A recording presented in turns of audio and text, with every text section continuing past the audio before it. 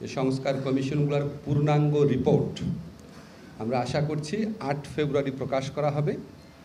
8 ফেব্রুয়ারি একই সাথে এই সংস্কার কমিশনের প্রধানরা মিলে আশু করণীয় কী আছে, সংস্কার কার্যের ক্ষেত্রে আশু করণীয় কী আছে, মধ্যমেয়াদে কী আছে, বা ভবিষ্যতে নির্বাচনের পরে যদি তারা কিছু করতে চায় সেটা কী আছে, সেটা 6টা কমিশন মিলে একটা সর্বসম্মত সুপারিশনামা পেশ করবেন 8 ফেব্রুয়ারিতে।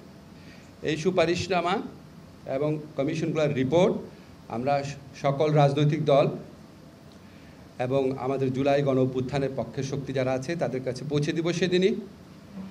এরপর রাজনৈতিক দল গণ অভ্যুত্থানের পক্ষের সকল শক্তির সাথে আলোচনা এবং সমঝোতা ক্রমে জাতীয় ঐক্যমত্য কমিশনের প্রথম আনুষ্ঠানিক বৈঠক অনুষ্ঠিত হবে।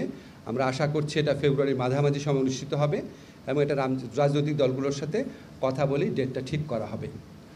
জাতীয় ঐক্যমত্য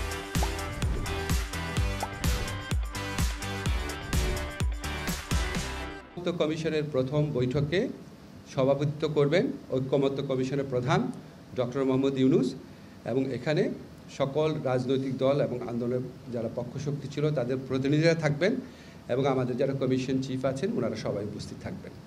এটাই আজকে মোটামুটি অগ্রগতি।